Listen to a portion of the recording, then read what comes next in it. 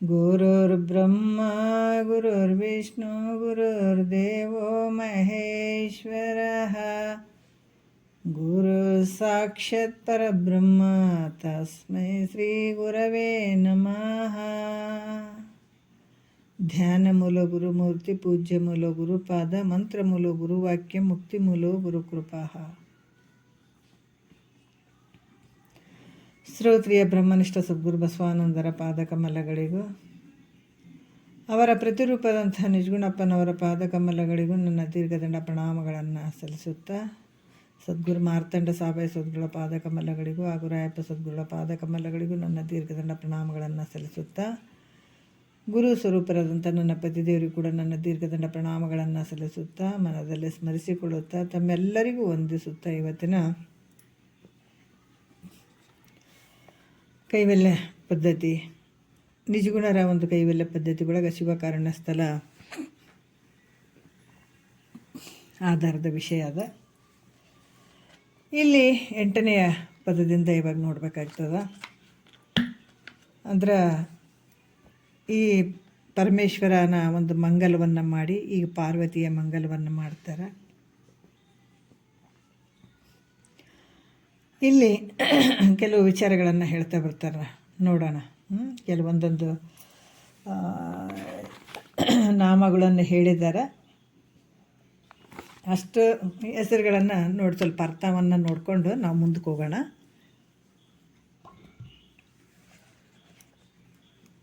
ಇವಾಗ ಭಾಳ ಅದ್ಭುತವಾಗಿ ಹೇಳ್ತಾರೆ, ಮುಂದಾದರೂ ಕೂಡ 8ನೆಯ ಒಂದು ಪದದಲ್ಲಿ, ಶಿವಕಾರುಣ್ಯ ಸ್ಥಳದ 8ನೆಯ ಪದದಲ್ಲಿ, ಸುರನುತ ಚರಣೆಗೆ ಸರಸಾಭರಣೆಗೆ ವರಗುಣ ನಿಖರಿಗೆ ವಿತರಣ ಸುಖರಿಗೆ ನಿರುಪಮ ಚರಿತೆಗೆ ನಿಜ ಸುಖ ಭರಿತೆಗೆ ಪರತರ ಪಾರ್ವತಿಗೆ ಜಯ ಜಯ. ಯಾಕಂದ್ರೆ ಸುರನತ ಚರಣೆಗೆ, ಸುರ ಅಂದ್ರೆ ದೇವತೆಗಳು, ಈ ದೇವತೆಗಳಿಂದ ನಮಸ್ಕರಿಸಿಕೊಳ್ಳಲಿಕ್ಕೆ ಯೋಗ್ಯವಾದಂಥ ಪಾದಗಳುಳ್ಳಂಥ ಪಾರ್ವತಿಯೇ. ಮತ್ತು ಸರಸಾಭರಣೆಗೆ ಮನೋಹರವಾದ ಅಲಂಕಾರ ಉಳ್ಳಂಥವಳು ಪಾರ್ವತಿ. ವರಗುಣ ನಿಖರಿಗೆ ಅಂದರೆ ಶ್ರೇಷ್ಠವಾದ ಗುಣಗಳ ಸಮೂಹದಿಂದ ಕೂಡಿದಂಥವಳಿಗೆ ಇಂಥವೆಲ್ಲ ವಿಚಾರಗಳಿಗಾಗಿ ಆಯಾ ಹೆಸರುಗಳು ಬಂದಿರ್ತಾವೆ. ವಿತರಣೆಗೆ ಅಂತಂದ್ರೆ ವಿತರಣ ಸುಖರಿಗೆ ಅಂದರೆ ಉದಾರತ್ವ, ಒಳ್ಳೆಯದನ್ನು ಮಂಗಳತ್ವವನ್ನು ಮಾಡುವಂಥ ಯಾರು ಪಾರ್ವತಿ ದೇವಿ. ಮತ್ತು ನಿರುಪಮ ಅಂದರೆ ಉಪಮೆ ರಹಿತವಾಗಿರೋಂಥಕ್ಕೆ ಈ ರೀತಿ ಹೇಳ್ತಾರೆ. ಯಾಕಂದರೆ ಈಗಿನ ಪಾದ ಹೆಂಗದವಂದ್ರೆ ದೇವಾನುದೇವತೆಗಳಿಂದ ನಮಸ್ಕಾರ ಮಾಡಿಸಿಕೊಳ್ಳಿಕ್ಕೆ ಯೋಗ್ಯವಾದಂಥ ಪಾದಗಳುಳ್ಳಂಥ ಪಾರ್ವತಿ ದೇವಿ. ಮತ್ತು ಮನೋಹರವಾದ ಅಲಂಕಾರಗಳಿಂದ ಕೂಡಿದಂಥ ಭೂಷಿತಳಾದಂಥ ಪಾರ್ವತಿ ದೇವಿ. ನೀನು ಶ್ರೇಷ್ಠವಾದ ಗುಣಗಳ ಸಮೂಹದಿಂದ ಕೂಡಿದಂಥಕ್ಕೆ. ಈಕೆ ಹೆಂಗದಳಂದ್ರೆ ಶ್ರೇಷ್ಠವಾದ ಗುಣಗಳ ಸಮೂಹದಿಂದ ಕೂಡಿದಂಥಕ್ಕೆ. ಮತ್ತು ಉದಾರ ಗುಣವುಳ್ಳವರಿಗೆ, ಯಾಕಂದರೆ ಭಾವಶುದ್ಧ ಇದ್ದಂಥವರಿಗೆ, ಉದಾರ ಗುಣ ಉಳ್ಳಂಥವರಿಗೆ, ಒಳ್ಳೆಯದನ್ನೇ ಮಾಡ್ತಕ್ಕಂಥ ಸಮಾನರಹಿತ ಚಾರಿತ್ರ್ಯ ಉಳ್ಳಂಥ ಮತ್ತು ಬಹಳ ಸದಾ ಸ್ವರೂಪ ಸುಖದಿಂದ ಕೂಡಿದಂಥ ಪಾರ್ವತಿ. ಮತ್ತು ಹೆಂಗದಳ ಅಂತಂದ್ರೆ ಪರ್ವತರಾಜನ ಪುತ್ರಿಯಾದ ಪಾರ್ವತಿಗೆ ಜಯವಾಗಲಿ ಅಂತ ಭಕ್ತರಾದಂಥವರು ಜಯ ಜಯಕಾರವನ್ನು ಮಾಡ್ತಾಯಿದ್ದಾರೆ. ಯಾಕಂತಂದ್ರೆ ಪಾರ್ವತಿಗೆ ಜಯವಾಗಲಿ, ಅವಳು ಸುಖವಾಗಿದ್ದರೆ ನಾವು ಸುಖವಾಗಿರ್ತೀವಿ ಅಂತ ತಿಳಿದು ಪಾರ್ವತಿ, ಯಾಕಂದರೆ ಕೆಲವರು ಹೇಳ್ತಾರೆ ಮತ್ತು ಪಾರ್ವತಿ ಎಲ್ಲಕ್ಕಿಂತ ಶಕ್ತಿ ಉಳ್ಳಂಥ ಪಾರ್ವತಿ ದೇವಿಗೆ ಜಯ ಜಯಕಾರ ಮಾಡ್ತಾನಲ್ಲ ಭಕ್ತ ಹೆಂಗೆ ಅಂತಂದಾಗ, ಇಲ್ಲ, ಆಕೆ ಭಾಳ ಪಾರ್ವತಿ ದೇವಿ ಸುಖವಾಗಿದ್ದರೆ ನಾವು ಸುಖಿಗಳಾಗ್ತೀವಿ. ಆಮೇಲೆ ಜಯ ಸ್ವರೂಪಳಾದಂಥ ಪಾರ್ವತಿಯನ್ನು ಕುರಿತು ಜಯ ಜಯಕಾರ ಆಗಿದ್ದಾರೆ. ಹೀಗೆ ಮಂಗಳ ಸ್ವರೂಪನೇ ಆದಂಥ ಪಾರ್ವತಿ ದೇವಿ ಸರ್ವೇ ಜನ ಸುಖಿನೋ ಭವಂತು ಅಂತ ಹೆಂಗೆ ಹೇಳ್ತಾರೆ, ಹಂಗೆ ನಾವು ಕೂಡ ವೇದವಾಕ್ಯವನ್ನೇ ನುಡಿತೀವಿ ಅಂತ ಹೇಳ್ತಾರಲ್ಲ. ಸರ್ವೇ ಜನ ಸುಖಿನೋ ಭವಂತು ಅಂತ ಹೇಳಂಗೆ. ಅಂದ್ರೆ ಎಲ್ಲರೂ ಸುಖವಾಗಿರಲಿ ಅಂತನ್ನುವಂಥದ್ದು ಇದ್ರ ವಿಚಾರ. ಯಾಕಂದರೆ ಎಲ್ಲ ಜಗತ್ತಿನ ಜನರು ಸುಖವಾಗಿದ್ದರೆ ನಾವು ಸುಖಿಯಾಗಿರ್ತೀವಿ ಅಂತ ತಿಳಿದು ಸರ್ವ ಜನರು ಸುಖಿಯಾಗಿರಲಿ ಅಂತ ಹೇಳುವಂಥ ವಿಚಾರ ಅದು. ಹಾಗೆ ಪಾರ್ವತಿ ಪರಮೇಶ್ವರರಿಗೂ ಜಯವಾಗಲಿ ಅನ್ನುವಂಥ ಉದ್ದೇಶವೇನು ಅಂತಂದರೆ ಅವ್ರು ಜಯವಾಗಿದ್ದರೆ ನಾವು ಜಯವಾಗಿರ್ತೀವಿ, ಚೆನ್ನಾಗಿರ್ತೀವಿ ಅನ್ನೋಂಥ ಉದ್ದೇಶದಿಂದ ಜಯವಾಗಲಿ ಅಂತ ಹೇಳುವಂಥದ್ದು ಪಾರ್ವತಿ ದೇವಿಗೆ. ಈಗ ಮುಂದಿನ ವಿಚಾರಗಳನ್ನು ಹೇಳ್ತಾರೆ. ಪರಮಾತ್ಮನ ಒಂದು ಅಂಗಾಂಗಗಳನ್ನು ಏನು ಮಾಡಿದ್ರು, ವರ್ಣನೆ ಮಾಡಿದರು. ಈ ಪಾರ್ವತಿ ದೇವಿಯ ಅಂಗಾಂಗಗಳನ್ನು ವರ್ಣನೆ ಮಾಡಬೇಕಾದ್ರೆ ಮೊದಲ ಪರಮೇಶ್ವರನ ಮಸ್ತಕದಿಂದ ತಗೊಂಡ್ರೆ ಇಲ್ಲಿ ಪಾರ್ವತಿಯ ಪಾದದಿಂದ ವರ್ಣನೆ ಮಾಡ್ತಾರೆ. ಈ ಪಾದದಿಂದ ವರ್ಣನೆ ಮಾಡ್ತಾ ಮಸ್ತಕದವರೆಗೆ ಹೇಳ್ತಾರೆ ಅವರು. ಯಾಕಂದ್ರೆ ಈ ಪರಮೇಶ್ವರನ ಹೆಂಡತಿಯಾದಂಥ ಪಾರ್ವತಿ ದೇವಿಯ ವರ್ಣನೆಯನ್ನು ಮಾಡ್ತಾರೆ. ಹೆಂಗೆ ಮಾಡ್ತಾರೆ ನೋಡೋಣ. ಮಾಡಿ ಪ್ರಾರಂಭ ಮಾಡಿ ಜಯ ಜಯಕಾರ ರೂಪ ಮಂಗಲವನ್ನು ಮಾಡ್ತಾರೆ. ಇಲ್ಲಿ ಏನು ಹೇಳ್ತಾರೆ ಈಗ ಈ ಮುಂದಿನ ಪದ್ಯದಿಂದ ಪಾರ್ವತಿ ದೇವಿಯ ದೇಹ, ಮುಖ, ಎದೆ ಮೊದಲಾದವುಗಳನ್ನು ವರ್ಣನೆ ಮಾಡ್ತಾರೆ. ಗೌರಿಗೆ, ಗಾಂಭೀರಿಗೆ, ಶೃಂಗಾರಿಗೆ, ಸಾರಸ ಗಂಧಿಗೆ, ಶಿವತನು ಬಂದಿಗೆ, ವಾರಿಜ ವದನೆಗೆ, ವಿದ್ಯಾಸದನೆಗೆ, ಧೀರೆಗೆ, ಕಾರುಣ್ಯ ಪಾರವಾರಿಗೆ, ಪುಣ್ಯಕಾರಿಗೆ, ಹಾರದು ರೋಜೆಗೆ, ತೀರದ ಪೂಜೆಗೆ, ಕಾರಣ ರೂಪಿಗೆ, ಕೀರ್ತಿ ಕಲಾಪಿಗೆ, ಶಾರದೆ ಸೇವಿತೆಗೆ ಅಂತ ವರ್ಣನೆ ಮಾಡ್ತಾರೆ. ಏನಾಯ್ತು, ಗೌರಿ ಅಂದ್ರೇನು, ಬಂಗಾರದಂಥ ಬಣ್ಣ ಉಳ್ಳಂಥ ಬಣ್ಣ. ಆಕಿಂದು ಕಲರ್ ಹೆಂಗಿತ್ತು ಅಂದ್ರೆ ಬಂಗಾರದ ಬಣ್ಣ ಇತ್ತು ಅಂತಕ್ಕಿಂತ ಈ ಬಣ್ಣ. ಗಾಂಭೀರಿಗೆ ಅಂದರೆ ಗಂಭೀರತನದಿಂದಿರುವಂಥ ಪಾರ್ವತಿ ದೇವಿ, ಆಕೆಗೆ ಇಲ್ಲಿ ವರ್ಣನೆ ಮಾಡ್ತಾರೆ. ಶೃಂಗಾರಿಗೆ ಅಂದರೆ ಚೆಲುವೆಯಾದಂಥವಳಿಗೆ ಅನ್ನುವಂಥ ವಿಚಾರವನ್ನು ಇಲ್ಲಿ ಹೇಳ್ತಾ ಬರ್ತಾರೆ. ವಿದ್ಯಾಸದನೆಗೆ ಅಂದರೆ ವಿದ್ಯೆಯ ಮನೆಯಾಗಿರುವಂಥವಳಿಗೆ, ಧೀರಳೆ ಅಂದರೆ ಈ ಕಾರುಣ್ಯ ಕರುಣವುಳ್ಳಂಥವಳಿಗೆ, ದಿಟ್ಟಳಾದಂಥವಳಿಗೆ, ಇಂಥ ಒಂದು ವಿಚಾರದಿಂದ ಕೂಡಿದಂಥ ಸರಸ್ವತಿಯಿಂದ ಸೇವೆಯನ್ನು ತೆಗೆದುಕೊಳ್ಳುವಂಥ ಪಾರ್ವತಿ ದೇವಿಗೆ, ಅದಕ್ಕೆ ಶಾರದ ಸೇವಿತೆಗೆ ಅಂತ ಹೇಳ್ತಾರೆ. ಸರಸ್ವತಿಯಿಂದ ಸೇವೆಯನ್ನು ತೆಗೆದುಕೊಳ್ಳುವಂಥ ಪಾರ್ವತಿ ಈ ದೇವಿಗೆ ಜಯ ಜಯವಾಗಲಿ ಅಂತ ಇಲ್ಲಿ ಹೇಳ್ತಾರೆ. ಮತ್ತು ಎರಡನೇ ನುಡಿ ನೋಡೋಣ. ಇವು ನಾಮಗಳನ್ನು ಹೇಳಿದ್ದಾರೆ. ಮತ್ತು ಇಲ್ಲಿ ಮುಂದೆ ಏನು ಹೇಳ್ತಾರೆ ಅಂದ್ರೆ ಜಗತ್ತಿಗೆ ಆಶ್ರಯ ಆಗಿರುವಂಥವಳು ಪಾರ್ವತಿ ದೇವಿ. ಮತ್ತು ಷಣ್ಮುಖಗ ಮತ್ತು ತಾಯಿಯಾಗಿರುವಂಥವಳು, ಅನಂತ ನಾಮಗಳುಳ್ಳಂಥವಳಾಗಿದ್ದಾಳ ಈ ಪಾರ್ವತಿ ದೇವಿ. ಈ ಜಗತ್ತೆಲ್ಲ ನಡೆದದ್ದು ಆಕೆಯಿಂದನೇ. ಅದು ಮತ್ತು ಮುಂದೆ ಹೇಳ್ತಾರೆ, ಭಾಳ ಅದ್ಭುತವಾಗಿ ಹೇಳ್ತಾರೆ, ಕೇಳೋಣ. ಜಗದಾಧಾರಿಗೆ, ಜನ್ಮವಿಧೂರಿಗೆ, ನಗಜಾತೆಗೆ, ಗುಹಗಣ ಪರಮಾತೆಗೆ, ನಿಗಮಾಗಮ ವಾಣಿಗೆ, ಕಲ್ಯಾಣಿಗೆ, ಸದ್ಗುಣ ಗಣಮಣಿಗೆ, ಅಗಣಿತ ನಾಮೆಗೆ, ಸೊಗಸಿನ ಸೀಮೆಗೆ, ಮೃಗಧರ ಜೂಟೆಗೆ, ರತ್ನ ಕಿರೀಟಗೆ, ಪೊಗಳುವ ಮುನಿ ಸಂತಾನಿಗೆ, ಮಾನಿಗೆ, ಬಗೆಗಳ ಒಡೆದುಮೆಗೆ ಅಂತ ಹೇಳ್ತಾರೆ ಎರಡನೇ ನುಡಿಯಲ್ಲಿ. ಏನು ಹೇಳ್ತಾರೆ, ಜಗದಾಧಾರಿಗೆ ಅಂದರೆ ಜಗತ್ತಿಗೆ ಆಶ್ರಯವಾದಂಥವಳು. ಅದಕ್ಕೆ ಫಸ್ಟಿಗೆ ಹೇಳ್ಯಾರಲ್ಲ, ಇಲ್ಲಿ ಹೇಳ್ತಾರೆ. ಯಾಕಂದ್ರೆ ಸರ್ವ ವಿದ್ಯೆಗಳಿಗೆ, ಸರ್ವ ಬುದ್ಧಿಗಳಿಗೆ, ಸರ್ವ ಸಿದ್ಧಿಗಳಿಗೆ, ಸರ್ವಕ್ಕೆ, ಸರ್ವ ಜೀವರ ತೋರಿಕೆ ಗಾದಿ ಕಾರಣವಾದ ಸರ್ವ ಮಂಗಲಿಗೆ ನತನಪ್ಯ ಅಂತ ಮೊದಲೇ ಹೇಳಿಬಿಟ್ಟಿದ್ದಾರಲ್ಲ ಪರಮಾನುಭೂಪದಿ ಒಳಗೆ. ಸರ್ವ ವಿದ್ಯೆಗಳಿಗೆ, ಸರ್ವ ಬುದ್ಧಿಗಳಿಗೆ, ಸರ್ವ ಸಿದ್ಧಿಗಳಿಗೆ, ಸರ್ವಕ್ಕೆ, ಸರ್ವ ಜೀವರ ತೋರಿಕೆ ಗಾದಿ ಕಾರಣವಾದ ಸರ್ವ ಮಂಗಳಿಗೆ ನತನಪ್ಪೆ ಅಂತ ಹೇಳ್ತಾರೆ. ಇಲ್ಲಿ ಏನಂದ್ರೆ ಜಗತ್ತಿಗೆ ಆಶ್ರಯ ಆದಂಥವಳು. ಜನ್ಮವಿಧಾನ ಅಂದರೆ ಉತ್ಪತ್ತಿ ಮತ್ತು ನಾಶ ವಿರಹಿತ ಆದಂಥವಳಿಗೆ. ನಗ ಜಾತೆಗೆ ಅಂದರೆ ಪರ್ವತರಾಜನ ಮಗಳಿಗೆ ಎನ್ನುವಂಥದ್ದು. ಈ ರೀತಿಯಾಗಿ ಇಲ್ಲಿ ಹೇಳ್ತಾರೆ, ಗೊತ್ತದಲ್ಲ. ಷಣ್ಮುಖ ಅಂತಂದ್ರೆ ನಗಜಾತಿಗೆ, ಗುಹಗಣ, ಆಮೇಲೆ ಈ ಒಂದು ಪ್ರಥಮಾದಿ ಗುಹ ಅಂದ್ರೆ ಷಣ್ಮುಖ, ಗಣ ಅಂದ್ರೆ ಪ್ರಮತಾದಿ ಗಣಗಳಿಗೂ, ಪರಮಾತೆಗೂ ಶ್ರೇಷ್ಠವಾದಂಥ ತಾಯಿಯಾದಂಥವಳಿಗೆ ಅಂತ ಇಲ್ಲಿ ನಿಗಮ ಆಗಮ ವಾಣಿಗೆ ಅಂದ್ರೆ ನಿಗಮ ಮತ್ತು ಆಗಮದಲ್ಲಿ ಹೇಳಿದಂಥ ವೇದಗಳಿಗೆ ವಾಣಿಯಾಗಿರ್ತಕ್ಕಂಥವಳು ಯಾರು, ಈ ಒಂದು ಪಾರ್ವತಿ. ಕಲ್ಯಾಣಿಗೆ ಅಂತಂದರೆ ಇವು ಅರ್ಥ ನಿಮಗೆಲ್ಲ ಗೊತ್ತಾಗ್ತದೆ. ಅಗಣಿತ ನಾಮೆಗೆ ಅಂದರೆ ಲೆಕ್ಕ ಇಲ್ಲದೆ ಇರುವಂಥ ಹೆಸರುಗಳನ್ನು ಹೊಂದಿರುವಂಥ ಪಾರ್ವತಿ ದೇವಿ. ಸೊಗಸಿನ ಸೀಮೆಗೆ ಅಂತ ಹೇಳ್ತಾರೆ. ಯಾಕಂದ್ರೆ ಸೌಂದರ್ಯದ ಸ್ಥಾನ ಇರುವಂಥವಳು. ಮೃಗಧರ ಜೂಟೆಗೆ ಅಂತಂದ್ರೆ ಮಸ್ತಕದಲ್ಲಿ ಚಂದ್ರನ ಧರಿಸಿದಂಥವಳಿಗೆ ಅಂತ ಹೇಳ್ತಾರೆ. ಧರಿಸಿದವಳಿಗೆ.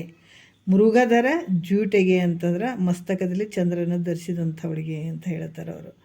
ಪೊಗಳುವ ಮುನಿ ಸಂತಾನಿಗೆ ಮಾನಿನಿಗೆ ಬಗೆಗಳ ಒಡೆದುಮೆಗೆ ಅಂತ ಹೇಳ್ತಾರೆ. ಆಕೆಯ ಒಂದು ವರ್ಣನೆಯನ್ನು ಮಾಡ್ತಾ ಇದ್ದಾರೆ. ಮತ್ತು ನಾವು ಮೂರನೇ ವಿಚಾರವನ್ನು ತಗೊಳ್ಳೋಣ. ಏನು ಹೇಳ್ತಾರ ಅಂದ್ರೆ, ಇನ್ನು ಪಾರ್ವತಿ ಪಾಪಕ್ಕೆ ವೈರಿಯಾಗಿರುವಂಥವಳು, ಶಿವಶರಣರಿಗೆ ಸಹಾಯ ಆಗಿರುವಂಥವಳು, ಅಘಟಿತ ಘಟನಾ ಶಕ್ತಿಯಿಂದ ಕೂಡಿದಂಥ ಪಾರ್ವತಿಗೆ. ಇದಕ್ಕೆ ಸಾಮಾನ್ಯ ಅಲ್ಲ ಆಕೆ. ಅದಕ್ಕೆ ಷಣ್ಮುಖ ಮತ್ತು ಗಣಪತಿಯವರಿಗೆ ಬಾಲಲೀಲೆಗಳನ್ನು ನೋಡಿ ಆನಂದ ಪಡುವಂಥವಳು ಪಾರ್ವತಿ ದೇವಿ. ದುರಿತ ವಿರೋಧಿಗೆ, ಸಲೆ ನಿರುಪಾದಿಗೆ, ವಿರಹಿತ ಮಾಯಿಗೆ, ಶರಣ ಸಹಾಯಿಗೆ, ಪರಶಕ್ತಿಗೆ, ಪಾವನ ಸುಧುಭಕ್ತಿಗೆ, ಸಿರಿಗದಿಯ ದೇವತೆಗೆ, ಕರಿಮುಖ ಲೀಲಾ ಲೋಲೆಗೆ, ಬಾಲೆಗೆ, ಕರಣ ವಿಶುದ್ಧಿಗೆ, ಕಾಮಿತ ಸಿದ್ಧಿಗೆ, ಗುರುಶಂಭುಲಿಂಗ ಜೀವಿಗೆ, ಭಾವೆಗೆ, ಸುರಚಿರ ಶಾಂಭವಿಗೆ ಜಯ ಜಯ ಅಂತ ಹೇಳ್ತಾರೆ ನೋಡ್ರಿ. ಯಾಕಂದ್ರೆ ದುರಿತ ಅಂದ್ರೆ ಪಾಪ. ಈ ಪಾಪ ಅಂದ್ರೆ ಪಾಪಕ್ಕೆ ವೈರಿ ಆದಂಥವಳು. ಅಂದ್ರೆ ಸೆಲೆ ಅಂದರೆ ಚೆನ್ನಾಗಿ, ನಿರುಪಾದಿಗೆ ಅಂದರೆ ಯಾವುದೇ ಉಪಮೆಗೆ ನಿಲುಕದೇ ಇರುವಂಥವಳು. ಮಾಯಿಗೆ ಶರಣ ಸಾಹಿಗೆ ಅಂದರೆ ಶರಣರಿಗೆ ಬಹಳ ಸಹಕಾರಿಯಾದಂಥವಳು. ಮತ್ತು ಈ ಪರಶಕ್ತಿ ಅಂತಂದ್ರೆ ಶ್ರೇಷ್ಠವಾದ ಶಕ್ತಿಯಿಂದ ಕೂಡಿದಂಥವಳು. ಸದುಭಕ್ತಿಗೆ, ಸಿರಿಗದಿ ದೇವತೆಗೆ ಅಂತ ಹೇಳ್ತಾರೆ. ಯಾಕಂದ್ರೆ ಸದುಭಕ್ತಿ ಪವಿತ್ರವಾದೊಂದು ಒಳ್ಳೆ ಭಕ್ತಿ ಉಳ್ಳವಳಿಗೆ. ಸಿರಿಗೆ ಅಂದರೆ ಲಕ್ಷ್ಮಿಗೆ ಅಧಿದೇವತೆ ಪಾರ್ವತಿ ಆದಂಥವಳು. ಕರಿ ಮುಖ ಲೋಲ ಲೋಲೆಗೆ ಅಂತ ಹೇಳ್ತಾರೆ. ಯಾಕಂದ್ರೆ ಗಣಪತಿ ಕರಿಮುಖ ಅಂದರೆ ಗಣಪತಿ. ಈ ರೀತಿ ಅರ್ಥಗಳು ಬರ್ತಾವೆ. ಈ ಕರಿಮುಖ ಲೋಲ ಲೋಲೆಗೆ ಅಂತಂದರೆ ಅಂದ್ರೆ ಕರಿಮುಖ ಲೀಲಾ ಲೋಲೆಗೆ ಅಂತಂದರೆ ಏನಂದ್ರೆ, ಗಣಪತಿಯ ಆಡುವಂಥದ್ರಲ್ಲಿ ಅದನ್ನು ನೋಡಿ ಆನಂದ ಉಳ್ಳಂಥವಳು. ಗಣಪತಿ ಆಟ ಆಡಬೇಕಾದಾಗ ಅದನ್ನು ನೋಡಿ ಭಾಳಷ್ಟು ಆನಂದವಾಗಿ ಉಳ್ಳಂಥವಳಿಗೆ ಇಲ್ಲಿ ಶಂಕ ಬರ್ತದೆ. ಗಣಪತಿ ಕರಿಮುಖ ಅಂತ ಹೆಂಗೆ ಬಂತಪ್ಪ ಹೆಸರು ಅಂತ ಸ್ವಲ್ಪ ವಿಶೇಷವಾದಂಥ ಅರ್ಥಗಳನ್ನು ತಗೊಳ್ತಾರೆ ಅವರು. ಅದಕ್ಕೆ ಗಣಪತಿ ಕರಿಮುಖ ಅಂತ ಹೆಂಗೆ ಬಂತು ಹೆಸರು ಅಂದಾಗ, ಈ ಕೈ ನೋಡ್ರಿ, ಆನೆಯ ಸೊಂಡಿಯಿಂದ ಕೈಯಂತೆ ಈ ಸರ್ವ ವ್ಯವಹಾರಗಳನ್ನು ಮಾಡುವಂಥದ್ದು. ಆನೆಯ ಈ ಸೊಂಡಿಲಿಂದ ಕೈಯಂತೆ ವ್ಯವಹಾರಗಳನ್ನು ಮಾಡುವುದರಿಂದ ಅದಕ್ಕೆ ಕರಿ ಅಂತ ಹೆಸರು ಪ್ರಾಪ್ತಿಯಾಗಿತ್ತು. ಅದಕ್ಕೆ ಗಣಪತಿಯು ಆನೆಯ ಮುಖದಿಂದ ಕೂಡಿರುವ ಮೂಲಕ ಗಣಪತಿ ಕರಿಮುಖ ಅಂತ ಹೆಸರು ಬಂತು ನೋಡು. ಕರಿಮುಖ, ಕರಿ ಅಂದರೆ ಆನೆ, ಮುಖ ಉಳ್ಳಂಥವನು ಗಣಪತಿ. ಇಂಥ ಗಣಪತಿ ಲೀಲೆಗಳನ್ನು ಕಂಡು ಆನಂದವನ್ನು ಹೊಂದುತ್ತಿರ್ತಾಳೆ ಯಾರು? ಪಾರ್ವತಿ. ನೋಡಿಬಿಟ್ಟು ಅದನ್ನು ಲೀಲಾ ಅದೆಲ್ಲವನ್ನು ನೋಡಿ ಖುಷಿ ಆಗ್ತಿರ್ತಾಳೆ. ಪಾರ್ವತಿಗೆ ಷಣ್ಮುಖ ಮತ್ತು ಗಣಪತಿ ಅನ್ನುವಂಥವ್ರು ಇಬ್ಬರು ಮಕ್ಕಳು ಇರ್ತಾರಲ್ಲ. ಒಮ್ಮೆ ಪರಮೇಶ್ವರನಿಗೆ ಅರ್ಜುನಿಗೆ ಯುದ್ಧ ನಡಿಬೇಕಾದಾಗ ಗಣಪತಿ ಹೇಳ್ತಾನೆ, ಅವ್ವ ನಾನು ಇಲ್ಲಿ ಮೇಲೆ ಹೊತ್ಕೊಂಡು ಅರ್ಜುನನ ಸಂಕಟ ಯುದ್ಧ ಮಾಡಲೇ ಅಂತ ಕೇಳ್ತಾನಂತೆ. ಯುದ್ಧಕ್ಕೆ ಹೋಗ್ಲೇನೋ ಅಂತ ಕೇಳ್ತಾನೆ ನೋಡ್ರಿ. ಯಾರು? ಗಣಪತಿ. ಅವ್ವ ನಾನು ಯುದ್ಧಕ್ಕೆ ಹೋಗ್ಲೇನ ಇಲ್ಲಿ ಮೇಲೆ ಕೂತ್ಕೊಂಡು ಅಂತ ಹೇಳ್ತಾನಂತ. ಅಲ್ಲಿ ಸಮೀಪ ಕುಂತಿದ್ನಲ್ಲ ಷಣ್ಮುಖ ಅಂತಾನ, ಶಬಾಷ್, ಏನು ಇವನೇನದನ, ಇವನ ವಾಹನ ಏನು, ಇವನ ಮುಖ ಏನು, ಮರದಂತೆ ಕಿವಿಗಳೇನು, ಇವನು ಹೊಟ್ಟೆ ನೋಡು ಮಗ, ಇಂಥದ್ದೆಲ್ಲ ಇಟ್ಕೊಂಡು ಕೇಸಿ ಏನು ಯುದ್ಧಕ್ಕೆ ಹೋಗ್ತಾನಂತ, ಯುದ್ಧಕ್ಕೆ ಅಂತ ಹೇಳಿ ಇವರು ನಿನಗೆ ಯಾರು ಕೇಳ್ತಾರಲ್ಲಿ ಯುದ್ಧಕ್ಕೆ ಹೋದ್ರಪ್ಪ? ನಿನ್ನ ಆಕಾರ ನೋಡು, ಎಂಥ ಒಂದು ವಿಚಿತ್ರ ಇದೀನಿ ಮನುಷ್ಯ, ಇಂಥ ನೀನು ಯುದ್ಧಕ್ಕೆ ಹೋಗ್ತೀಯ, ನಿನಗೆ ದೊಡ್ಡವ್ರ ಮಗ ಅದನ, ಪರಮಾತ್ಮನ ಮಗ, ಪರಮಾತ್ಮ ಪಾರ್ವತಿ ಮಗ ಅಂತ ನಿನಗೆ ಪೂಜೆ ಮಾಡ್ತಾರೆ ಹೊರತಾಗಿ ನಿನಗೆ ಯಾರು ಮನೆಗೆ ಹತ್ರ ಕೂಡ ಬರೋಕ್ಕೆ ಕೊಡಂಗಿಲ್ಲ ನಿನಗೆ ಅಂತ ಹೇಳ್ತಾನಂತ. ಯಾರು? ಷಣ್ಮುಖ ಹಾಸ್ಯ ಮಾಡ್ತಾನೆ. ನಿನ್ನನ್ನು ನೋಡಿದ್ರೆ ಯಾರು ಮನೆ ಹತ್ರ ಕರ್ಕೊಳಂಗಿಲ್ಲ, ಯಾಕಂದ್ರೆ ದೊಡ್ಡವ್ರ ಮಗ ಅಂತ ಹೇಳ್ಬಿಟ್ಟು ನಿನಗೆ ರೆಸ್ಪೆಕ್ಟ್ ಕೊಡ್ತಾರೆ, ನಿನಗೆ ಗೌರವ ಕೊಡ್ತಾರೆ. ಅದಕ್ಕೆ ನಿನಗೆ ಯಾರು ಮನೆ ಬಾಗಿಲಿಗೆ ಬರ್ಕೊಡಂಗಿಲ್ಲ. ಇರಲಿಲ್ಲ ಅಂದ್ರೆ ಅಪ್ಪ ಅಮ್ಮನ ಮುಖ ನೋಡ್ಕೊಂಡು ನಿನಗೆ ಎಲ್ಲರೂ ನಿನಗೆ ಇದು ಮಾಡ್ತಾರೆ ಅಂತ ಹಾಸ್ಯ ಮಾಡ್ದ. ಆ ಗಣಪತಿ ಕಣ್ಣುಗಳನ್ನು ಹೆಣಸ್ತಂಗೆ ದಿಟ್ಟಿಸಿ ಉರಿಗಣ್ಣಿಲಿ ಹೆಂಗೆ ನೋಡ್ತಾ ಇದ್ದ ಷಣ್ಮುಖಗ ನೋಡಿ ಅವ್ವ ನೋಡಿವ 12 ಗಣಿ ನಾವು ಹೆಂಗೆ ಮಾತಾಡ್ತಾನೆ ನೋಡಿವ ಅಂಥೇಳಿ ಆತ ಬೈತಾನೆ, ಯಾರು ಗಣಪತಿ. ಈ ರೀತಿಯಾಗಿ ಅವರಿಬ್ಬರು ಒಂದು ಲೀಲಾ ವಿನೋದವನ್ನು ನೋಡಿ ತಾಯಿ ಪಾರ್ವತಿ ಖುಷಿ ಪಡ್ತಾ ಇರ್ತಾಳ ಅನ್ನುವಂಥ ವಿಚಾರವನ್ನು ಹೇಳ್ತಾರೆ ಅವರು. ಈಗ ಮುಂದಿನ ಒಂದು 9ನೇ ಒಂದು ಪದ ನೋಡೋಣ. ಶಕ್ತಿಯ ಮಹಿಮೆಯ ಬಗ್ಗೆ ವರ್ಣನೆ ಮಾಡ್ತಾರೆ. ಈ ಶಕ್ತಿಯ ಮಹಿಮೆ ಹೆಂಗೆ ಐತಪ್ಪ ಜಗತ್ತಿನೊಳಗೆ ಅದನ್ನು ನೋಡೋಣ ಅಂತಾರವರು. ಈಗ ನೋಡೋಣ 9ನೇ ಪದ. ಪಾಲಿಸೆನ್ನನು ಪದುಳವೆರೆಸಿ ಪರಶಿವನಿಗತಿ ಮೇಲೆ ನಿಪ ಸುಗುಣ ಸಂಪನ್ನೆ ಶರ್ವಾಣಿ ಅಂತ ಹೇಳ್ತಾರೆ ನೋಡ್ರಿ. ಪರಶಿವನಿಗೆ ಅಂದರೆ ಪರಮಾತ್ಮನಿಗೆ ಅತಿ ಮೇಲೇನಿಪ ಅಂದರೆ ಭಾಳ ಶ್ರೇಷ್ಠ ಅಂತ ಹೇಳಿಸಿಕೊಳ್ಳುವಂಥ ಈಕಿ ಪಾರ್ವತಿ. ಮತ್ತು ಸುಗುಣ ಸಂಪನ್ನ ಅಂದರೆ ಸದ್ಗುಣಗಳಿಂದ ಕೂಡಿದಂಥಕ್ಕಿ. ಶರ್ವಾಣಿ ಅಂದರೆ ಶಿವನ ಸತಿಯಳಾದಂಥಕ್ಕಿ. ಈ ದೇವಿಯೇ ನನ್ನನ್ನು ಪದುಳವೆರೆಸಿ ಸಂತೋಷದಿಂದ ಕೂಡಿ ನನ್ನನ್ನು ರಕ್ಷಿಸು ಅಂತ ಕೇಳುವಂಥದ್ದು. ಯಾಕಂದ್ರೆ ಶಿವೆ ಅಂದ್ರೇನು, ಮಾಯ ವಿಶಿಷ್ಟನಾಗಿ ಕೂಡ್ಕೊಂಡಂಥ ಪರಮಾತ್ಮನಿಗೆ ಶಿವೆ ಅಂತ ಹೆಸರು ಬರ್ತದೆ. ಶಿವ ಅಂತ ಯಾಕೆ ಬಂತು ಅಂದರೆ ಮಾಯಿಂದ ಕೂಡಿದಕ್ಕಾಗಿ ಮಹೇಶ್ವರ ಅನ್ಸ್ಕೊಂಡ, ಶಿವ ಅನ್ಸ್ಕೊಂಡ, ಈಶ್ವರ ಅನ್ಸ್ಕೊಂಡ್ರು ನೋಡ್ರಿ ಇದರಿಂದನೇ. ಅದಕ್ಕೆ ಈಗ ಹೆಂಗೆ ಪ್ಯೂವರ್ ಬಂಗಾರ ಏನು ಆಭರಣ ಮಾಡೋಕ್ಕೆ ಬರಂಗಿಲ್ಲೋ ಹಂಗೆ ನಿನ್ನ ಸ್ವರೂಪ ಅದಲ್ಲಿ ಏನಂದ್ರೆ ಆ ಪರಬ್ರಹ್ಮ ಸ್ವರೂಪದಲ್ಲಿ ಯಾವ ಜಗತ್ತಿನ ಕ್ರಿಯೆನೂ ಇರಂಗಿಲ್ಲ. ಇಲ್ಲಿ ಏನಾಗ್ಯಂದ್ರೆ ಮಾಯೆ ವಿಶಿಷ್ಟನಾದದಕ್ಕಾಗಿ ಈ ಪರಮಾತ್ಮನೇ ಪರಬ್ರಹ್ಮದ ಒಂದು ಪ್ರತಿಬಿಂಬ ಮಾಯೆಯಲ್ಲಿ ಪ್ರತಿಬಿಂಬಿಸಿ ಈತ ಶಿವ ಅನಿಸ್ಕೊಂಡ. ಈತನಿಂದಲೇ ಈ ಜಗತ್ತು ನಡೆದು ಇದಕ್ಕೆ ಶಿವ ಅಂತ ಹೆಸರು ಬಂತು. ಅದಕ್ಕೆ ಪರಶಿವನೆಂದ್ರೆ ಯಾರಪ್ಪ? ಇಲ್ಲಿ ಪರಶಿವ ಅಂದರೆ ಸಚ್ಚಿದಾನಂದ ಕೂಡಿದಂಥ ಲಕ್ಷಣಾತ್ಮ ಸತ್ತು ಚಿತ್ತು ನಿತ್ಯ ಆನಂದ ಪರಿಪೂರ್ಣವಾಗಿ ಕೂಡ್ಕೊಂಡಂಥ ಪರಶಿವ. ಈತ ನಿರ್ಗುಣ ನಿರಾಕಾರ ಅನ್ನೋದ ಪರಮಾತ್ಮನಿಗೆ, ಈತ ಸಚ್ಚಿದಾನಂದ ಲಕ್ಷಣದ ಕೂಡಿದಂಥ ನಿರ್ಗುಣ ನಿರಾಕಾರದ ಪರಮಾತ್ಮನಿಗೆ ಹಿಂಗೆ ಹೆಸರು ಬಂತು. ಈಗ ಒಂದು ಮತ್ತೆ ಹೇಳ್ತಾರೆ, ಒಬ್ಬ ಭಕ್ತ ದೇವಿಯನ್ನು ಕುರಿತು ಸ್ತೋತ್ರ ಮಾಡ್ತಾನೆ. ಏನಂದ್ರೆ ಸಚ್ಚಿದಾನಂದ ಈ ಲಕ್ಷಣದಿಂದ ಕೂಡಿದಂಥ ನಿರ್ಗುಣ ನಿರಾಕಾರ ಪರಮಾತ್ಮನಿಗಿಂತಲೂ ಶ್ರೇಷ್ಠಳೆಂದು ಹೇಳಿಸಿಕೊಳ್ಳುವಂತಹ ಸದ್ಗುಣ ಸಂಪನ್ನಳಾದಂಥ ಹೇ ಪಾರ್ವತಿ ಸಂತೋಷದಿಂದ ನನ್ನನ್ನು ರಕ್ಷಣೆ ಮಾಡು ಅಂತ ಭಕ್ತನಾದಂಥ ಕೇಳ್ತಾನೆ ನೋಡ್ರಿ. ನಿರಾಕಾರವಾದ ಪರಮಾತ್ಮನಿಗಿಂತಲೂ ನೀನು ಶ್ರೇಷ್ಠಳಂತ ಹೇಳಿಸ್ಕೊಳ್ತಕ್ಕಂಥ ಸದ್ಗುಣ ಸಂಪನ್ನ ಉಳ್ಳಂಥ ಪಾರ್ವತಿ ನೀನು. ಅದಕ್ಕೆ ನನಗೆ ಸಂತೋಷದಿಂದ ರಕ್ಷಣೆ ಮಾಡು ತಾಯಿ ಅಂತ ಕೇಳ್ಕೊಳ್ಳುವಂಥದ್ದು. ಒಂದನ್ನು ನುಡಿಯಲ್ಲಿ ಹೇಳ್ತಾರೆ, ಆಕೆಯ ಗುಳದಾಳಿ ಅಂದರೆ ಆಕೆಯ ಒಂದು ಈ ಮಂಗಳ ಸೂತ್ರದ ಬಗ್ಗೆ ಹೇಳ್ತಾರೆ ಅವರು, ಆ ಮಹಿಮೆಯ ಬಗ್ಗೆ ಹೇಳ್ತಾರೆ. ಜರೆ ಮರಣವನ್ನು ಜಯಿಸಿದ ಮೃತ ಸೇವನೆಯುಳ್ಳ, ಏನು ಹೇಳ್ತಾರೆ ಅವರು?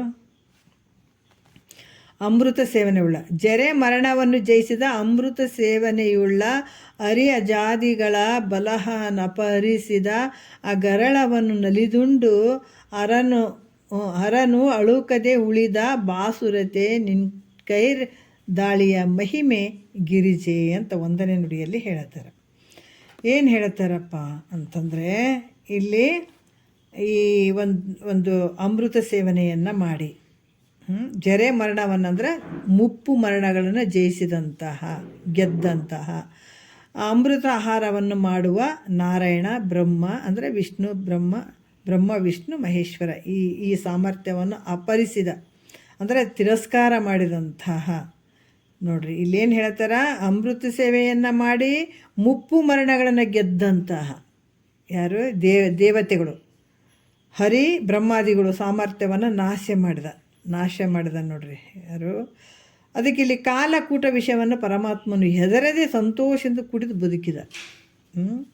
ಅಮೃತ ಸೇವೆಯನ್ನು ಮಾಡಿ ಮುಪ್ಪು ಮರಣವನ್ನು ಗೆದ್ದಂಥ ಹರಿಬ್ರಹ್ಮಾದಿಗಳ ಸಾಮರ್ಥ್ಯವನ್ನು ನಾಶ ಮಾಡಿದ ಪರಮಾತ್ಮ. ಮತ್ತೆ ಹೇಳ್ತಾರೆ, ಕಾಲಕೂಟ ವಿಷಯವನ್ನು ಪರಮಾತ್ಮನು ಹೆದರದೆ ಸಂತೋಷದಿಂದ ಕುಡಿದು ಬದುಕಿದ. ಈತ ನಿಜವಾಗಿ ಸಾಯಬೇಕಾಗಿತ್ತು. ಯಾಕಂದರೆ ವಿಷವನ್ನು ಕುಡಿದಂಥ ವ್ಯಕ್ತಿ ಬದುಕ್ತಾನೆ ಅಂದ್ರೆ ಬದುಕಲ್ಲ, ಸಾಯಬೇಕಾಗಿತ್ತು. ಆದರೆ ಸಾಯದೆ ಉಳಿದ. ಇದು ಯಾರ ಮಹಿಮೆ ನೋಡ್ರಿ, ಎಷ್ಟು ಅದ್ಭುತವಾಗಿ ಹೇಳ್ತಾರೆ. ಇದು ನಿನ್ನ ಗುಳದಾಳಿಯ ಮಹಿಮೆ ಅಂತ ಹೇಳ್ತಾರೆ. ಅಂದ್ರೆ ನಿನ್ನ ಈ ಮಂಗಳಸೂತ್ರ, ನಿನ್ನ ತಾಳಿ ಏನಿರ್ತದ ಅದರ ಮಹಿಮೆ ಇದು ಗಿರಿಜಯ ಒಂದು ಮಂಗಳಸೂತ್ರದ ಮಹಿಮೆ ಅಲ್ಲದೆ ಮತ್ತೇನು. ಅಂಥ ಒಂದು ಭಾಳ ಬ್ರಹ್ಮ ವಿಷ್ಣು ಏನು ಅದಾರ ಇವರು ಭಾಳಷ್ಟು ಶಕ್ತಿ ಸಾಮರ್ಥ್ಯ ಉಳ್ಳಂಥವ್ರು ಕೂಡ ನಾಶ ಮಾಡಿದೆ. ಮತ್ತು ಕಾಲಕೂಟ ಅಂಥ ಭಯಂಕರವಾದ ವಿಷವನ್ನು ಕುಡ್ದಂಥ ಪರಮಾತ್ಮ ಬದಿ ಕುಡ್ದ, ಆತ ಸತ್ತು ಹೋಗ್ತಿದ್ದ, ಸಾಯಬೇಕಾಗಿತ್ತು, ಆದರೆ ಸಾಯದೆ ಉಳಿದನಲ್ಲ. ಇದು ಯಾರ ಮಹಿಮೆ ಅಂದರೆ ನಿನ್ನ ತಾಳಿಯ ಮಹಿಮೆ, ತಾಳಿ ಮಹಿಮೆ ಅಲ್ಲದೆ ಮತ್ತೇನು. ಇಂಥ ಸಾಮರ್ಥ್ಯದಿಂದ ಕೂಡಿದ ನೀನು ನನ್ನನ್ನು ರಕ್ಷಿಸುವಂಥ ಭಕ್ತನಾದಂಥವ. ಯಾಕಂದ್ರೆ ನಿನ್ನಲ್ಲಿ ಅಗಾಧವಾದಂಥ ಶಕ್ತಿ ಐತೆ, ನಿನ್ನಲ್ಲಿ ಬಹಳಷ್ಟು ಅಗಾಧವಾದಂಥ ಶಕ್ತಿ ಐತೆ ತಾಯಿ. ಅದಕ್ಕೆ ನನಗೆ ಏನಂತಂದ್ರೆ ಇಂಥ ಸಾಮರ್ಥ್ಯದಿಂದ ಕೂಡಿದಂಥ ನೀನು ಅಂತಂದ್ರೆ ಅಂಥ ಕಾಲಕೂಟ ವಿಷವನ್ನು ನುಂಗಿದಂಥ ಪರಮಾತ್ಮ ಸಾಯದೆ ಉಳಿದ. ಅದು ಯಾವುದರಿಂದ? ನಿನ್ನ ಮಂಗಳಸೂತ್ರದ ಮಹಿಮೆಯಿಂದ. ಇಂಥವೆಲ್ಲ ನಡೀತಾ ಇದ್ದಾವಂತಂದ್ರೆ ನೀನು ನನ್ನನ್ನು ಏನಂತಂದ್ರೆ ರಕ್ಷಿಸು ಅಂತ ಭಕ್ತನಾದಂಥವ ಪಾರ್ವತಿಯನ್ನು ಸ್ತೋತ್ರ ಮಾಡ್ತಾ ಬೇಡ್ಕೊಳ್ತಾನೆ. ಅಷ್ಟು ಶಕ್ತಿ ಐತೆ ತಾಯಿ, ನೀನು ನನ್ನನ್ನು ಕಾಪಾಡು, ನನ್ನನ್ನು ರಕ್ಷಿಸು ಅಂತ ಕೇಳ್ತಾನೆ. 2ನೇ ನುಡಿಯಲ್ಲಿ ಹೇಳ್ತಾರೆ, ಈಗ ಪರಮಾತ್ಮನು ಶಕ್ತಿಯ ಮಹಿಮೆಯಿಂದಲೇ ಹಣೆ ಅಂದರೆ ಅಗ್ನಿ ನೇತ್ರೇನ ಹಣೆಗಣ್ಣು ಉಳ್ಳವನಾಗಿ ಶ್ರೇಷ್ಠತೆಯನ್ನು ಹೊಂದಿದ ಅಂತ ಹೇಳ್ತಾರೆ. ಯಾರ ಶಕ್ತಿಯಿಂದ ಅಂದರೆ ಪರಮಾತ್ಮನಿಗೆ ಶಕ್ತಿಯಿಂದಲೇ ಅದಕ್ಕೆ ಶಕ್ತಿ ಬಂದಿರುವಂಥದ್ದು. ಅದಕ್ಕೆ ಇಲ್ಲಿ ಹೇಳ್ತಾರೆ 2ನೇ ನುಡಿಯಲ್ಲಿ, ಹೆಸರಿಲ್ಲದ ಅಭವನು ನಿನ್ನ ದೆಸೆಯಿಂದ ಬಾಳಲೋಚನೆ ನೆನೆಸಿ ನಿಖಿಲ ನಿರ್ಜರರ ಮೇಳ ಕಧಿಪತಿಯಾದ ನೆಂದೊಡೆ ಆಗಮ ನಿಗಮ ಜಾಲ ವೈದುದವೇ ನಿಜ ನುತಿಗೆ ನಗಜಾತೆ ಅಂತ ಹೇಳ್ತಾರೆ. ಏನು ಹೇಳ್ತಾರೆ ಅಂದರೆ ಹೆಸರಿಲ್ಲದಂದ್ರೆ ಇಲ್ಲಿ ಹೇಳಲಿಕ್ಕೆ ಬರದೇ ಇರುವಂಥದ್ದು, ವಾಣಿಯಿಂದ ಹೇಳಲಿಕ್ಕೆ ಬಾರದೇ ಇರುವಂಥದ್ದು. ಅಭವನ ಅಂದರೆ ಜನ್ಮರಹಿತನದ ಪರಮಾತ್ಮನು. ಏನು ಹೇಳ್ತಾರೆ? ಶಕ್ತಿಯ ಮಹಿಮಾ ಭಾಳಷ್ಟು ಅಗಾಧ ಐತೆ.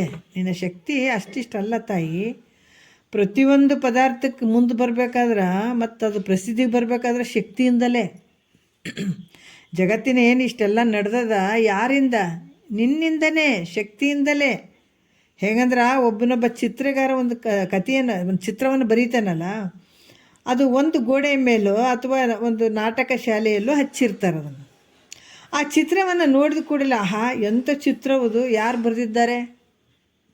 ಈಗ ನೋಡಿದವರು ಒಬ್ಬರು ಚಿತ್ರವನ್ನು ಭಾಳ ಚಂದ ಇಳಿಸಿ ಗೋಡೆ ಮೇಲೆ ಹಾಕಿದಾನಪ್ಪ ಅಂತಂದರೆ ನೋಡಿದವರು ಎಂಥ ಚಿತ್ರ ಬಿಡಿಸಿದಾನಪ್ಪ ಈತ ಯಾರ ಮಗದಾನ, ಎಂಥ ಅಗಾಧ ಶಕ್ತಿಯಿಂದ ಕೂಡ್ಕೊಂಡಿದ್ದಾನ ಅಂತ ಹೇಳ್ತಾರೆ ಅತಗ. ಎಂಥ ಅಗಾಧ ಒಂದು ಶಕ್ತಿ ಐತ್ರಿ ಅತಗ ಅಂತ ಅದನ್ನು ಮುಂದಕ್ಕೆ ತರ್ತಾರ. ಮತ್ತು ಅವನು ಜಗತ್ತಿನಲ್ಲಿ ವಿಶೇಷವಾದಂಥ ಪ್ರಸಿದ್ಧಿಯನ್ನು ಹೊಂದುತ್ತಾನೆ. ಯಾರಿಂದ? ನಿನ್ನ ಶಕ್ತಿಯಿಂದ ತಾಯಿ. ಇದಕ್ಕೆ ಕಾರಣವೇನಂತಂದ್ರೆ ಹೇಳ್ತಾರೆ ಅವರು, ಅದರಲ್ಲಿ ಚಿತ್ರ ಬರತಕ್ಕಂಥ ಒಂದು ಶಕ್ತಿ ಇದ್ದರಿಂದಲೇ ಇಷ್ಟು ಪ್ರಸಿದ್ಧಿಗೆ ಬರುವಂಥದ್ದು. ಅದ್ರಾಗ ಆ ಒಂದು ಶಕ್ತಿ ಇದ್ದದಕ್ಕಾಗಿ ಇಷ್ಟೆಲ್ಲ ಪ್ರಚಾರಕ್ಕೆ ಬಂದಂಗಾಯಿತು, ಪ್ರಸಿದ್ಧಿಗೆ ಬರುವಂಥದ್ದಾಯಿತು. ಇಲ್ದಿದ್ರೆ ಅವನ ಹೆಸರು ಕೂಡ ಯಾರಿಗೂ ಗೊತ್ತಾಗ್ತಿದ್ದಿಲ್ಲ ನೋಡ್ರಿ. ಅವನ ಶಕ್ತಿ ಇದ್ದದಕ್ಕೆ ಅಲ್ಲಿ ಹೆಸರು ಬಂತತಗ.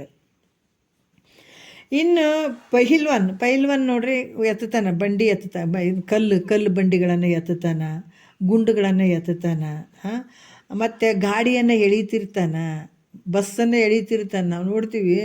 ಹಂಗೆ ಅಂದಾಗ ಆ ಗುಂಡನ್ನು ಎತ್ತಿ ಒಗಿಬೇಕಾದ್ರೆ ಆತನ ಬಳಿ ಎಂಥ ಶಕ್ತಿ ರೀ ಅಂತೀವಿಲ್ಲ. ಏನು ಶಕ್ತಿ ಐತ್ರಿ ಆತನ ಬಳಿ. ಪೈಲ್ವಾನ ಭಾರಿ ಶಕ್ತಿ ಉಳ್ಳಂಥವನದಾನಲ್ಲ. ಅದಕ್ಕೆ ಶಕ್ತಿಯ ಕಾರಣ ಅಲ್ಲದೆ ಬೇರೆ ಏನೂ ಇಲ್ಲ ಆತನಲ್ಲಿ. ಆ ಶಕ್ತಿಯ ಕಾರಣ ಅಲ್ಲದೆ ಬೇರೆ ಏನೂ ಇಲ್ಲ ನೋಡ್ರಿ. ಅದೇ ಶಕ್ತಿನೇ, ಶಕ್ತಿ ದೇವತೆ. ಅದಕ್ಕೆ ಷಣ್ಮುಖನು ಹುಟ್ಟಿದ 7 ದಿನಗಳಲ್ಲಿ ತಾರಕಾಸುರ ರಕ್ಕಸನನ್ನು ಆತ ಕೊಂದ. ಈ ಜಗತ್ತಿಗೆ ಕಂಟಕವಾದ ರಕ್ಕಸರನ್ನು ಕೂಡ ಸಂಹಾರ ಮಾಡಿದ ಷಣ್ಮುಖ. 7 ದಿನದ ಮಗು ಸಂಹಾರ ಮಾಡಬೇಕಾದ್ರೆ ಎಂಥ ಶಕ್ತಿ ರೀ ಆತನ ಬಲ್ಲಿ ನೋಡ್ರಿ. ಎಂಥ ಶಕ್ತಿಯಿಂದ ಕೂಡ್ಕೊಂಡಿರ್ಬೇಕು ಆತನ ಬಲ್ಲಿ. ಈಗ ನಾವು ಮಾಮೂಲಿ ಲೌಕಿ ಎಲ್ಲ ಪ್ರತಿಯೊಂದು ಏನು ಶಕ್ತಿ ಐತ್ರಿ ಅದನ್ನ ಬಲ್ಲಿ, ಬರೆಯುವಂಥ ಏನು ಶಕ್ತಿ ಐತ್ರಿ ಇವು ನಾವೆಲ್ಲ ಹೇಳ್ತೀವಲ್ಲ. ಹಂಗೆ ಇಲ್ಲಿ ಕೂಡ ಏನು ಹೇಳ್ತಾರೆ, 7 ದಿನದ ಮಗು ರಕ್ಕಸರನ್ನು ಸಂಹಾರ ಮಾಡ್ಬೇಕಾದ್ರೆ ಎಂಥ ಶಕ್ತಿಯಿಂದ ಕೂಡಿರಬೇಕು. ಇಂಥವನೇ ಇಷ್ಟು ಶಕ್ತಿಯಿಂದ ಕೂಡಿದನಂತ ಮೇಲೆ ಇನ್ನು ಜನ್ಮ ಕೊಟ್ಟಂಥ ಪಾರ್ವತಿ ಪರಮೇಶ್ವರರು ಎಷ್ಟು ಶಕ್ತಿ ಉಳ್ಳಂಥವ್ರಾಗಿರಬೇಕು. ಷಣ್ಮುಖ 7 ದಿವಸದಲ್ಲಿದ್ದಾಗೆ ಅಂಥ ರಕ್ಕಸರನ್ನು ಸದೆ ಬಡ್ದ ಅಂತಂದಾಗ ಇನ್ನು ಆ ಒಂದು ಷಣ್ಮುಖಗೆ ಕಾರಣವಾದಂಥ ತಂದೆ ತಾಯಿ ಅಂತ ಪರಮಾತ್ಮ ಪಾರ್ವತಿ ಬಳಿ ಎಷ್ಟು ಶಕ್ತಿ ಇರೋದು ಬೇಡ. ಅದಕ್ಕೆ ಈ ರೀತಿಯಾಗಿ ಅವರ ಹೆಸರು ಕೂಡ ಪ್ರಸಿದ್ಧಿಗೆ ಬರುವಂಥದ್ದಾಯಿತು.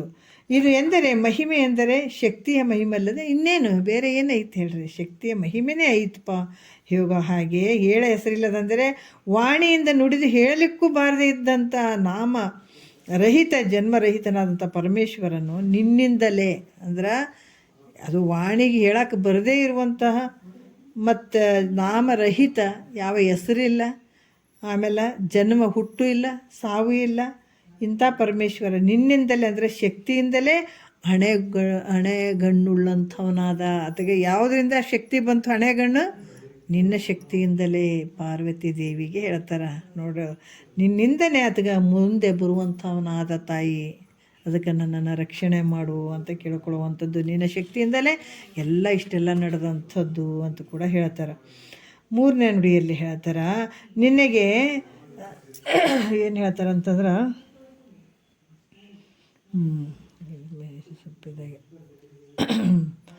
ನಿನಗೆ ತನ್ನರೆ ಒಡಲ ಒಲಿದಿತ್ತು ನೀ ಈಶನೆಂದೆನು ತಿಹರು ತಿಳಿದು ನೋಡದೆ ಕವೀಶ್ವರರು ಮನಸಿಜಾರಿಗೆ ಮಂತ್ರಮಯ ಮೂರ್ತಿಗಳನ್ನು ನೀನನುಗೊಳಿಸಿ ಪೂಜ್ಯರೆನಿಸಿದೆ ಲೋಕಜನನಿ ಅಂತ ಈ ಮೂರನೇ ನುಡಿಯಲ್ಲಿ ಹೇಳ್ತಾರೆ. ಏನು ಹೇಳ್ತಾರೆ ಅಂತಂದ್ರೆ,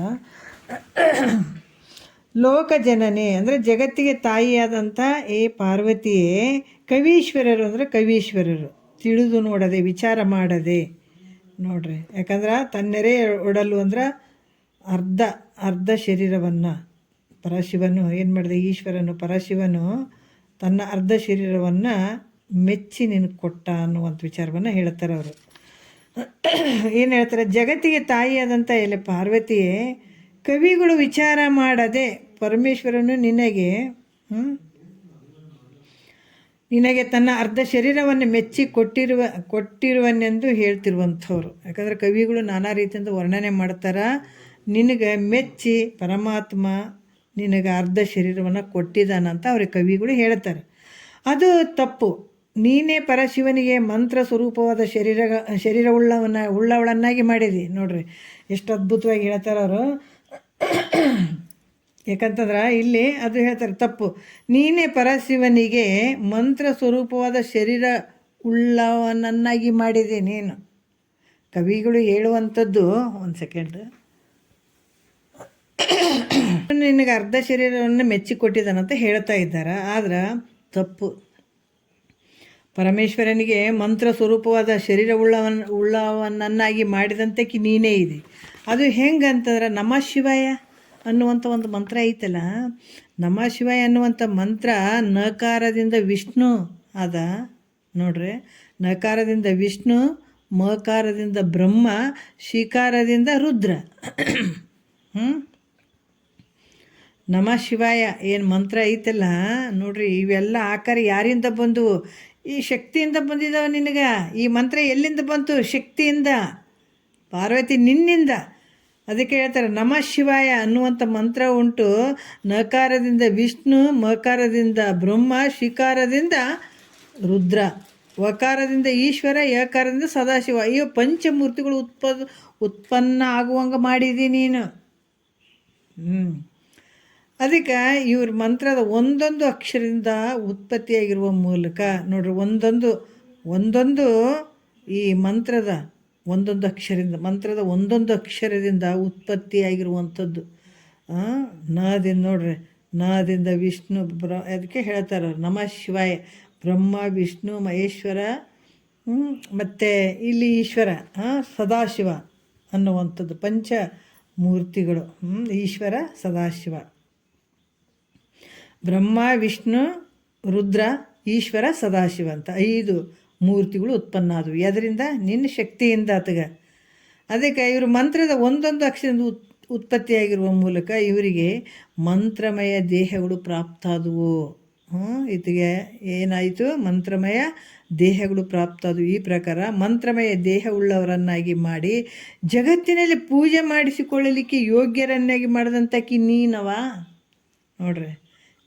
ನೀನಲ್ಲದೆ ಹೊರತಾಗಿ ಪರಶಿವನು ನಿನಗೆ ಶರೀರವನ್ನು ಕೊಟ್ಟಿಲ್ಲ ಅನ್ನುವಂಥ ವಿಚಾರ. ಪರಶಿವನು ನಿನಗೆ ಕೊಟ್ಟಿಲ್ಲ, ಆದರೆ ನೀನೇ ಆತಗ ಇಷ್ಟೆಲ್ಲ ಮಾಡಿದ್ದಿ. ಉಪಕಾರ. ಅದಕ್ಕೆ ಅಂಥ ಒಂದು ಜಗತ್ತಿಗೆ ಈ ಪರಮಾತ್ಮ ಎಲ್ಲರಿಂದ ಪೂಜೆಗೊಳಿಸ್ಲಿಕ್ಕೆ ಯೋಗ್ಯನಾಗಿದ್ದಾನಂದ್ರೆ ಅದು ಯಾರಿಂದ? ನಿನ್ನಿಂದನೇ. ಅದಕ್ಕೆ ಈ ರೀತಿ ಯೋಗ್ಯರನ್ನಾಗಿ ಮಾಡಿದಾಕೆ ನೀನಲ್ಲದೆ ಹೊರತಾಗಿ ಪರಶಿವನು ನಿನಗೆ ಶರೀರವನ್ನು ಕೊಟ್ಟಿಲ್ಲ ಅಂತ ಹೇಳ್ತಾರೆ ಅವರು. ಮತ್ತು ಈಗ 4ನೇ ನುಡಿಯಲ್ಲಿ ನೋಡೋಣ. ಜಡಗಟ್ಟಿ ತಿರಿದುಂಡು ಮರಳಗಳ ಕೂಡಿ ಮೈ ದೊಡೆದು ಬೂದಿಯನ್ನು ಸುಡುಗಾಡದೋಳಾಡಿ ಜಡರೀತಿ ಒಡೆದ ರುದ್ರನಿಗೆ ನೀನು ಒಲಿದು ಕೈ ಹಿಡಿದು ಪಾವನ ಚರಿತ ನೆನೆಸಿದೆ ಭವಾನಿ ಅಂತ ಹೇಳ್ತಾರೆ ನೋಡ್ರಿ. ಏನು ಅದ್ಭುತ ಹೇಳ್ತಾರೆ.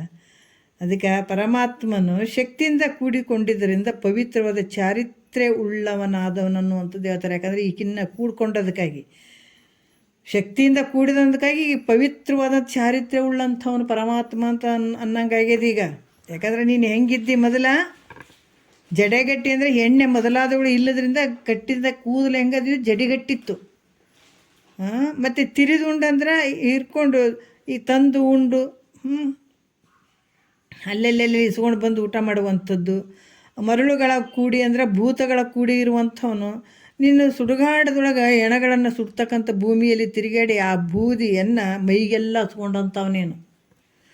ನೀನು ಹೆಂಗಿದೆ ಅಂದ್ರೆ ಪರಮಾತ್ಮನಿಗೆ ನೋಡ್ರಿ ಎಣ್ಣೆ ಅದು ಇರಲಿಲ್ಲೇನ್ರಿ ಹಚ್ಕೊಳಕ್ಕೆ ಅಂದ್ರೆ ಇಲ್ಲಿ ಹೇಳ್ತಾರೆ.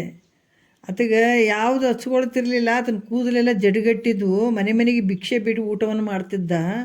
ಮತ್ತು ಭೂತಗಳೊಡನೆ ಸ್ಮಶಾನದಲ್ಲಿ ಇರ್ತಿದ್ದ ಪರಮಾತ್ಮ.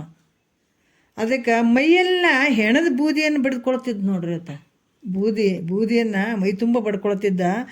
ಈ ರೀತಿ ಜಡಭಾವವನ್ನು ಹೊಂದಿದ ರುದ್ರನಿಗೆ ನೀನು ಲಗ್ನವಾಗಿದೆ. ಯಾಕಂದ್ರೆ ಈತ ಹೆಂಗದನಪ್ಪ ಅಂತಂದ್ರೆ ಜಡಭಾವವನ್ನು ಹೊಂದಿದ್ದೈತಿ. ಯಾವ ಆಸೆ ಐತೆ ಹೇಳ್ರಿ ಈತಗೆ?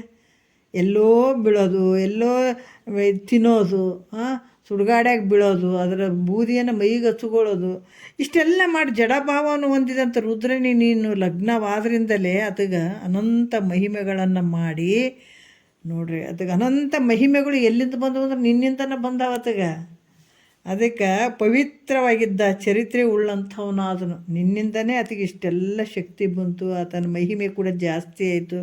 ಅದಕ್ಕೆ ಪವಿತ್ರವಾಗಿದ್ದಂಥ ಚರಿತ್ರೆ ಉಳ್ಳಂಥವನಾದ ಪರಮಾತ್ಮ ಇಲ್ಲದೆ ಹೋಗಿದ್ರೆ ಈತನ ಗುರುತು ಯಾರಿಗೆ ಹತ್ತಿತ್ತು ಹೇಳ್ರಿ? ಈತಂದು ಯಾರಿಗೆ ಹತ್ತೈತಿ? ಯಾರಿಗೆ ಹತ್ತಿರಲಿಲ್ಲ, ಗೊತ್ತೇ ಆಗ್ತಿರ್ಲಿಲ್ಲ ಈತಂದು.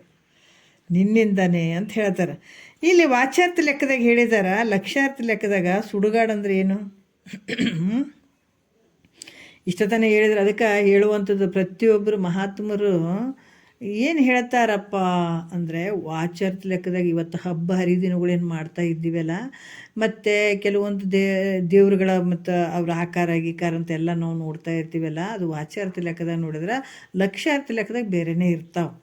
ಅದಕ್ಕೆ ಇಲ್ಲಿ ಕೂಡ ಏನು ಹೇಳ್ತಾರೆ ಅಂದ್ರೆ ಈ ಸುಡುಗಾಡ ಅಂದರೆ ಲಕ್ಷ್ಯಾರ್ಥ ಲೆಕ್ಕದಾಗ ನೋಡೋದು. ಸುಡುಗಾಡ ಅಂದ್ರೆ ಅಧಿಷ್ಠಾನವಾದಂಥ ಬ್ರಹ್ಮವು.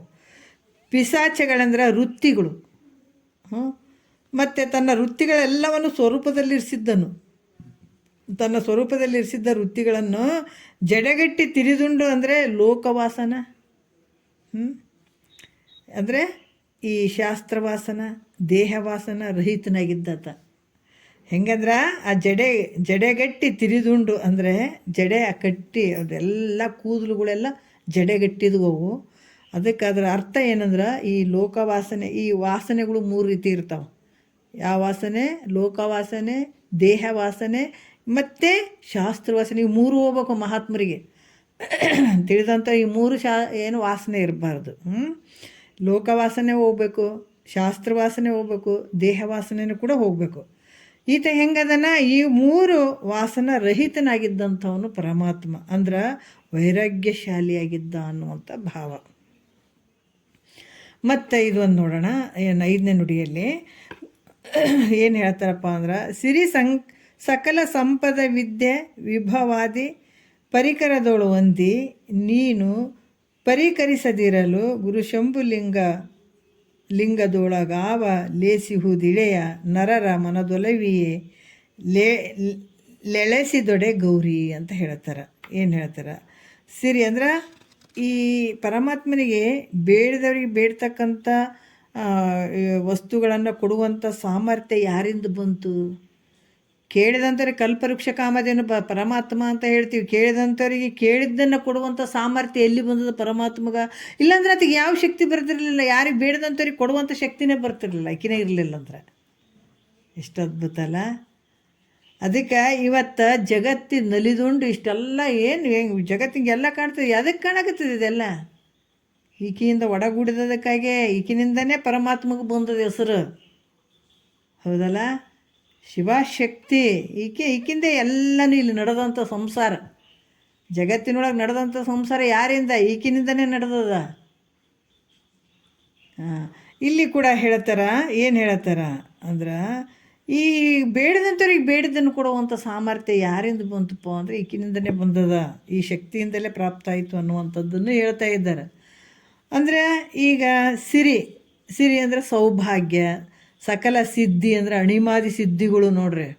ಅಂದರೆ ಸೌಭಾಗ್ಯ ಅಂದರೆ ಈ ಸಿರಿ ಅಂದರೆ ಸೌಭಾಗ್ಯ ಅನ್ನುವಂಥದ್ದು. ಸಕಲ ಅಣಿಮಾದಿ ಅಷ್ಟಸಿದ್ಧಿಗಳು ಅಂದ್ರೆ ಅಷ್ಟಸಿದ್ಧಿಗಳು ಅಣಿಮ, ಗರಿಮ, ಮಹಿಮ, ಪ್ರಕಾಮ್ಯ, ಈಶತ್ವ, ವಶಿತ್ವ, ಪ್ರಾಪ್ತಿ ಅನ್ನುವಂಥವು ಏನು ಅಷ್ಟಸಿದ್ಧಿಗಳು ಅದಾವ. ಇವು ಸಕಲ ಸೌಭಾಗ್ಯ ಮತ್ತು ಅಣಿಮಾದಿ ಅಷ್ಟಸಿದ್ಧಿಗಳು 64 ವಿದ್ಯೆ ಮೊದಲಾದ ವೈಭವದಿಂದ ಕೂಡಿದಂಥದ್ದು. ಯಾಕಂದ್ರೆ ಕೂಡಿ ಅವನನ್ನು ಸತ್ಕರಿಸದಿದ್ದರೆ ಮತ್ತೆ ಇಷ್ಟಾರ್ಥಗಳನ್ನು ಬೇಡಿದ ಜಗತ್ತಿನ ಜನರಿಗೆ ಬೇಡಿದ್ದನ್ನು ಕೊಡುವುದಕ್ಕೆ ಈತನಲ್ಲಿ ಯಾವ ಶುಭಕರವಿತ್ತು ಅಂದರೆ ಎಲ್ಲವೂ ನಿನ್ನಿಂದಲೇ ಬಂದಂಥವು. ಪರಮಾತ್ಮಗೆ ಅದು ಇತ್ತಾನ, ಹಂಗೆ ಕೊಡೋದೇನಾರು ಇತ್ತಾನ? ಅದನ್ನೇ ನಿರಾಕಾರವಾಗಿ ಎಲ್ಲೆಲ್ಲಿ ಬೇಕು ಅಲ್ಲೇ ಸುಮ್ಮನೆ ಇದ್ದು ಬಿಡತ್ತ.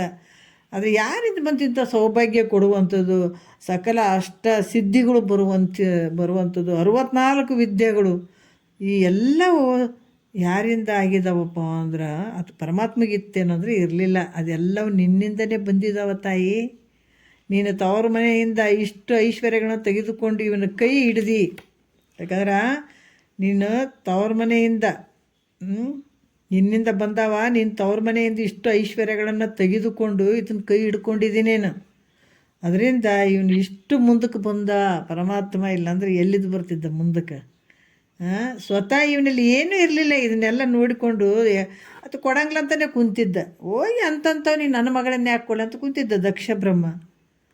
ಅದಕ್ಕೆ ಆತ ಯಜ್ಞ ಮಾಡಬೇಕಾದ್ರೂ ಕೂಡ ಅಂತ ತಿರಿದುಂಡು ಬೇಡ್ಕೊಂತಿನ್ನವನಿಗೆ ನಾನು ಯಾಕೆ ನನ್ನ ಮಗಳನ್ನು ಕೊಡಲಿ, ಅವನು ಯಜ್ಞಕ್ಕೂ ಬರೋದು ಬೇಡ ಅಂತ ಹೇಳಿಸಿಬಿಟ್ಟನು ನೋಡ್ರಿ. ಯಾಕಂದ್ರೆ ಇದನ್ನ ನೋಡೋಕೆ ಹಂಗಿದ್ದ ಪರಮಾತ್ಮ. ಕೂದಲುಗಳೆಲ್ಲ ಚಡಿಗಟ್ಟಿ ಬಿಟ್ಟಿದ್ವು ಆತಗೆ. ಆಮೇಲೆ ತಿರ್ಕೊಂಡು ತಿಂತಿದ್ದ. ಮತ್ತು ಮೈ ಮೇಲೆಲ್ಲ 2 ಒಳ್ಳೆ ಬಟ್ಟೆ ಕೂಡ ಇರಲಿಲ್ಲ ಆತಗೆ. ಅಂಥ ಮನುಷ್ಯನಿಗೆ ನಾನು ಯಾಕೆ ಕೊಡಲಿ ನನ್ನ ಮಗಳನ್ನು ಅಂತಿದ್ದ ದಕ್ಷ ಬ್ರಹ್ಮ. ಕೇವಲ ಹುಲಿ ಚರ್ಮ ಮತ್ತು ಮೈಯೆಲ್ಲ ಸುಡುಗಾಡು ಬೂದಿ ಲೇಪನ ಇಂಥವನನ್ನು ಯಜ್ಞಕ್ಕೆ ಕರೆದ್ರೆ ನನಗೆ ಅವಮಾನ ಆಗ್ತದಂತ ಅಂದ್ಕೊಂಡಿದ್ದಾತ.